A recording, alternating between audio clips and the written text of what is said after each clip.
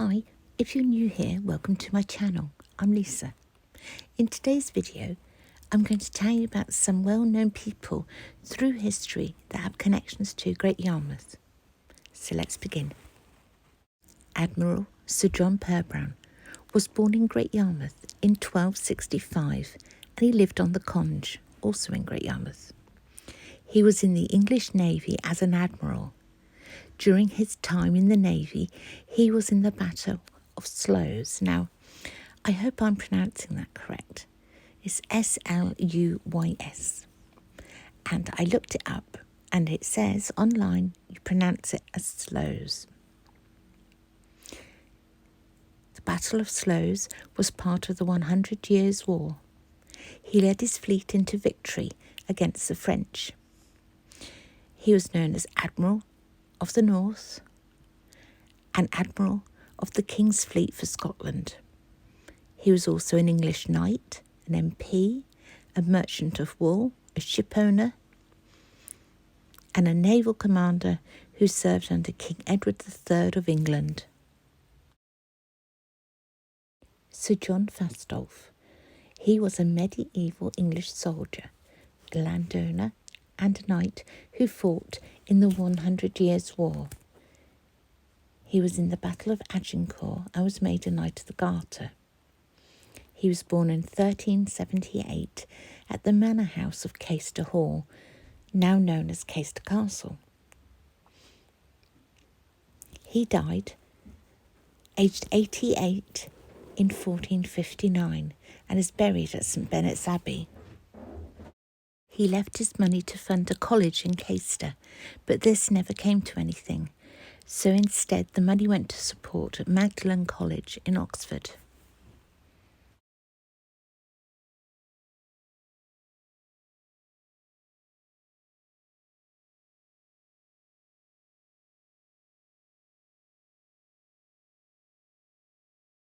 Miles Corbett. He was an English politician and a Member of Parliament for Great Yarmouth. He was born in 1594 in Sprowston. He was Oliver Cromwell's lawyer, a keen supporter of Parliament against King Charles I. He was one who sat in judgment and signed his death warrant. When the monarchy was restored in 1660, all who'd signed the death warrant fled abroad. He was captured, returned, and hung, drawn, and quartered. Daniel Defoe was born in 1660. He was a political journalist, a newspaper editor, an economist, a merchant, and a writer, and he wrote Robinson Crusoe. He was also a spy. He visited Great Yarmouth in 1724 and wrote an article about his stay here. It appeared in a tour through the whole island of Great Britain. His most famous book, Robinson Crusoe, begins with the storm at sea off Great Yarmouth. David Service. He was a shoemaker and a poet. He had The Caledonian Herd Boy published. He lived in Row 27 in Great Yarmouth. It seems he liked to drink, and in 1816 he was placed in the stocks for drunkenness. He died in Great Yarmouth Workhouse, aged 52 in 1828, and he was buried in the cemetery of St Nicholas Church in Great Yarmouth. Above his shoe shop was a sign which read, "Old boots and shoes cheaply are here repaired neatly, as if for brave Admiral Jervis, for strength they're intended, and well they are mended, for cash paid to me, David Service." George William Manby, born in Denver in Norfolk in 1765. He was an author and an inventor and lived in Southtown, part of Great Yarmouth. He invented an apparatus for saving life from shipwrecks, and he invented the first modern form of the fire extinguisher. In 1807, he saw the gunship Snipe sink near Great Yarmouth Harbour's mouth, with the loss of 67 lives. This is what brought him to invent an apparatus to save people from shipwrecks. Sarah Martin was born in 1791 in Caister-on-Sea. She was orphaned at a young age and raised by her grandmother. She lived in Great Yarmouth in row 57 as a seamstress. She had an interest in the prisoners' welfare and regularly visited Great Yarmouth Tollhouse Jail from 1818. She would go to the jail and read the Bible to the prisoners, and then began Sunday services in the jail. She taught them how to read and write and make items such as spoons. These would then be sold, and she would teach the women how to do sewing. Died in 1843 and is buried in Holy Trinity Church in Caister.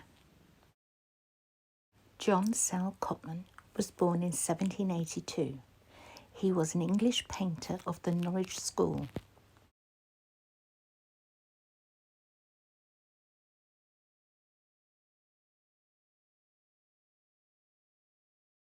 He was also an illustrator, an etcher, publisher, and graphic artist.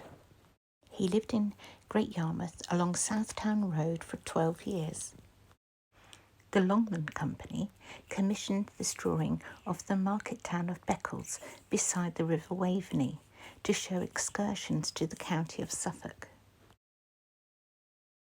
Charles Dickens was born in Portsmouth in 1812. He was a novelist, and he was considered the greatest of the Victorian era. He stayed at the Royal Hotel in Great Yarmouth in 1848 and also the Feathers pub in Galston. He described Great Yarmouth as the strangest place in the wide world. While staying at the Royal Hotel in Great Yarmouth, he wrote David Copperfield. George Borrow was born in 1803. He was a travel writer and novelist who lived on King Street. While living there, he wrote Romany Rye. Later, he moved to Camperdown Place, also in Great Yarmouth. Anna Sewell was born in 1820 in Great Yarmouth. She lived at Church Plain. Her occupation was an author, and she wrote Black Beauty in 1877. That was her only work to be published.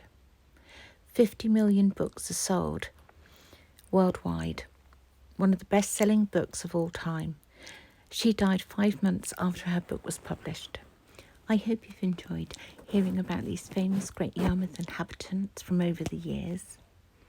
I've several more of these history videos, ideas about ones to make.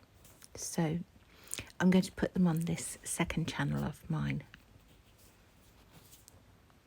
After I made the Great Yarmouth history video recently when I stayed in Great Yarmouth, that got an overwhelming response. So I thought, right, I need to make more. But really, my main channel is just for boats. So all these other ones need to be put on here.